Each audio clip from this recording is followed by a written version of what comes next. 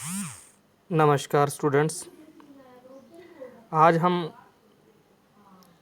हमारा second chapter शुरू करने जा रहे हैं जिसका नाम है एरे। एरे क्या होता है? बेसिकली ये हमारे चैप्टर का नाम भी एरे ही है, तो फर्स्ट क्वेश्चन भी एरे का ही मैंने राइट डाउन कर रखा है ताकि यहीं से हम अपना टॉपिक शुरू करते हैं। एरे क्या होता है? एरे एक जैसे डेटा तत्वों के सीमित क्रमों का एक संग्रह होता है। यानी कहने का मतलब जो एरे है वो एक जैसे जितने भी डेटा तत्व होते हैं उनको स्टोर करने का या स्टोर करके रखने का, स्टोर एक क्रम वाइज करके रखने का जो संग्रह है यानी स्टोरेज है, वो हमारा क्या कहलाता है? एरे कहलाता है। एरे की डेफिनेशन, एरे एक जैसे डेटा तत्वों के सीमित क्रमों का संग्रह है। अब एक जैसे डेटा तत्व मीन्स एक जैसे डेटा तत्व का मतलब होता है जैसे सपोज करो कोई अंक हैं, मान लीजिए कि 10 नंबर का अपने जैसे फर्स्ट टेस्ट होता है तो उसमें से किसी के 7 नंबर, किसी के 8, किसी के 9, किसी के 10, किसी के 10 आए हैं। तो कक्षा के अंदर अगर मान लीजिए 50 बच्चे हैं तो किसी के 9, किसी के 10, किसी के 9, इस प्रकार से हमारे पास 50 रिकॉर्ड होंगे तो एक जैसे ही। एक जैसे का मतलब उनकी जो अंक हैं उनकी कास्ट मैथमेटिकली है, यानी मैथ से रिलेटेड हैं वो सारे के सारे एलिमेंट। अब हमें ये पता है कि जो हमारा वेरिएबल होता है वो एक समय के अंदर एक ही वैल्यू को होल्ड करके रख सकता है। वेरिएबल किसी भी टाइप का हो सकता है, इंटीजर टाइप का, कैरेक्टर टाइप का, फ्लोट टाइप का, डबल टाइप का, बूलियन टाइप का। तो एट ए टाइम एक समय के अंदर एक ही वैल्यू को स्टोर करके रखता है। हमारे पास इस समय मान लीजिए 50 बच्चे हैं, 50 बच्चों ने टेस्ट दिया, 50 बच्चों के अपने अपने योग्यता के अनुसार उनके नंबर आए हैं, तो उन 50 बच्चों के नंबर रिकॉर्ड तो मुझे करने ही है। किसी के 9, किसी के 10, किसी के 8, जितने भी जिस हिसाब से आए हैं। अब उन बच्चों के नंबर अगर मुझे स्टोर करने हैं तो मुझे एक ऐसा वेरिएबल चाहिए जो एक समय के अंदर वो 50 की 50 वैल्यू को स्टोर करके रख सके। नॉर्मल वेरिएबल जो हमारा है उसके अंदर हम वैल्यू को स्टोर नहीं कर पाते, क्योंकि नॉर्मल जो वेरिएबल होता है वो एक समय के अंदर एक ही वैल्यू को स्टोर कर पाता है, और हमें चाहिए ऐसा वेरिएबल जो एक समय के अंदर एक से अधिक वैल्यू को स्टोर कर पाए। तो उस स्थिति के अंदर अगर हमें ऐसा वेरिएबल जो प्रोवाइड होता है, जो हमारे पास कहने का मतलब मैकेनिज्म है प्रोग्रामिंग लैंग्वेज के अंदर, तो वह है एरे। अब जैसे सेकंड मैंने क्वेश्चन बना के रखा हुआ है, एरे की आवश्यकता क्यों पड़ती है? जैसे मैंने अभी बताया उसी के लिए आवश्यकता पड़ती है जो मैंने थोड़ी देर पहले डिटेल में आपको बताया, लेकिन मैं फिर भी रीड आउट कर रहा हूँ या राइट डाउन किया हुआ। प्रोग्रामिंग के दौरान कई बार हमें बहुत बड़ी संख्या में एक जैसे डेटा को स्टोर करने की आवश्यकता पड़ती है। तो उस स्थिति में हम बहुत सारे संख्या में वेरिएबल तो डिक्लेयर नहीं कर सकते, तब हमें एक ऐसे वेरिएबल की आवश्यकता पड़ती है जो एक साथ एक जैसे एक से अधिक डेटा तत्वों को स्टोर कर सके।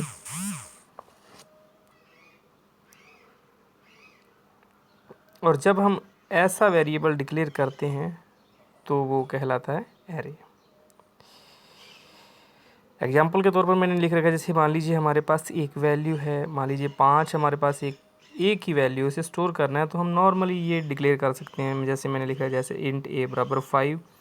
यहाँ पर ए एक वेरिएबल है, वेरिएबल मीन्स एक जगह है, उस जगह का प्रकार इंटीजर है, यानी उस जगह में कैसी वैल्यू आ सकती है? 5 गणित की वैल्यू आ सकती है, गणित की वैल्यू ही आ सकती है। इसके बारे में कौन बता रहा है? इंटीजर, INT लिखा हुआ जो मैंने INT वो बता रहा है इंटीजर, और ए एक वेरिएबल है, ठीक है। या इसको जगह बोल दो या वेरिएबल बोल दो, इसके अंदर जो वैल्यू आ रही है वो मैथ की आ रही है, तो लेकिन एक समय के अंदर एक ही वैल्यू आ सकती है। लेकिन हमारे पास तो यहाँ पर सिचुएशन अलग है। जैसे मैंने नीचे डिक्लेयर कर रखा है कि हमारे, जैसे लिखा हुआ है अगर हमारे पास एक से अधिक वैल्यू है तब उस स्थिति में, जैसे 5 6 7 8 9 10 मान लीजिए इस सीरीज में ही हैं, 3 और 3 6 हैं तो सारे के सारे मैथ के तत्व, तब उस स्थिति के अंदर हम एक वेरिएबल के अंदर इन्हें स्टोर नहीं कर सकते।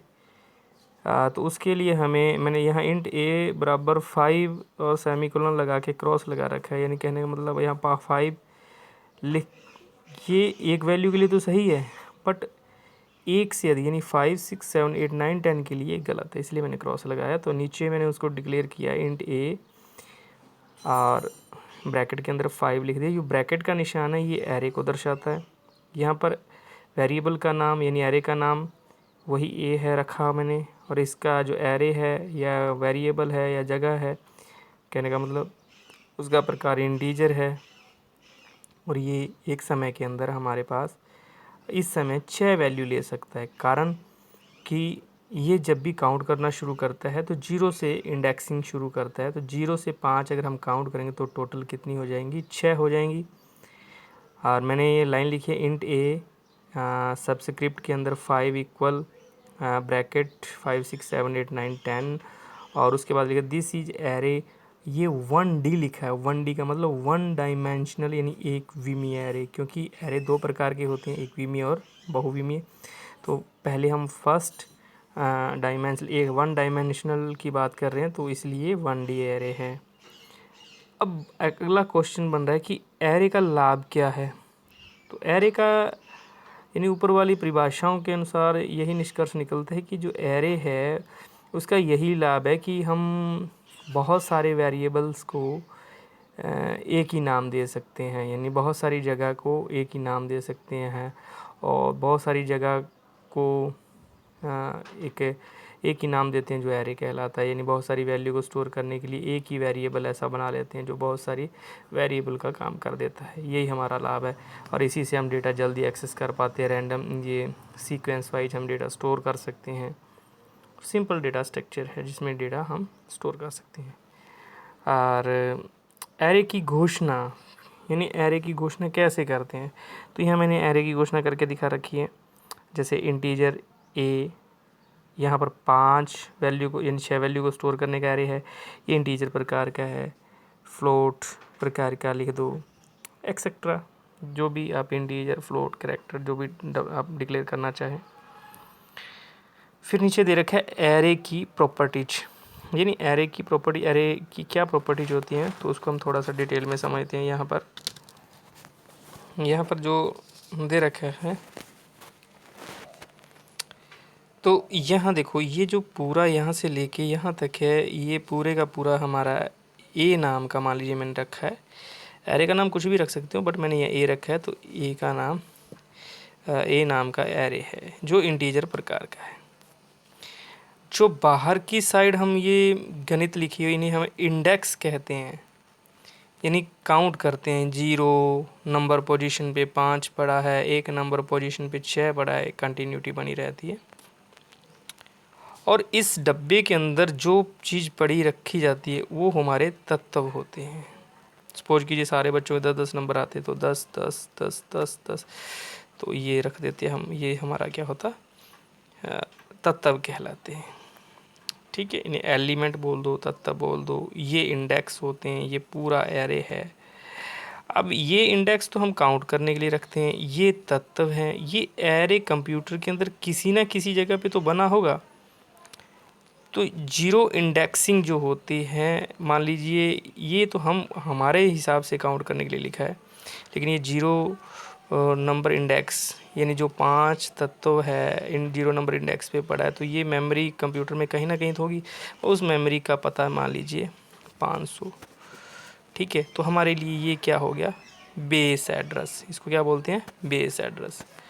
यानी 500 नंबर, यानी 500 जैसे मकान नंबर होते हैं वैसे मान लीजिए एग्जांपल के तौर पे 500 नंबर का जो जगह है उस पर ये तत्व पड़ा है 5, और हम इसको कहाँ से गणना शुरू करते हैं, 0। यानी मान लीजिए जैसे वार्ड होते हैं, वार्ड में एक एक वार्ड में 1 से 50 घर हो गए। अब अगला वार्ड शुरू हो रहा है तो वहाँ से फिर हम 1 से शुरू करते हैं। उसी प्रकार तो 499 तक मेमोरी के अंदर कुछ और पड़ा था, लेकिन 500 से ये शुरू हो रहा है, तो 500 नंबर जो जगह है वहाँ से ये तत्व शुरू हो रहा है, उसको हमने 0 से फिर अपना काउंट करना शुरू कर दिया। तो जो ये होता है ये हम कहते हैं बेस एड्रेस इसको। और ये जो शुरुआती जिसको 0 मानते हैं ये हमारा LB होता है, लोअर बाउंड LB, यानी सबसे निचली सबस्क्रिप्ट या इंडेक्स, इसे हम LB बोलते हैं। बाकी सारों को इंडेक्स बोलते हैं। और ये जो सब यानी यहाँ पर नहीं, एंड में जो भी होती है, ये ज़रूरी नहीं बात एंड में, उसे हम UB बोल देते हैं, अपर बाउंड, यानी सबसे ऊपरली बाउंडेशन मान लीजिए, बाउंड प्रतिबंध मान लीजिए, जो भी मान बाउंड्री वाल में LB UB है। और ये जो हमारे होते हैं इनको हम इंडेक्स बोलते हैं। तो ये इसकी प्रॉपर्टीज होती हैं। अब कल हम एक न्यूमेरिकल है जो बेस एड्रेस या इंडेक्स का एड्रेस ज्ञात करने का, वो उस पे हम उस टॉपिक पे चर्चा करेंगे, उसको रीड आउट करेंगे।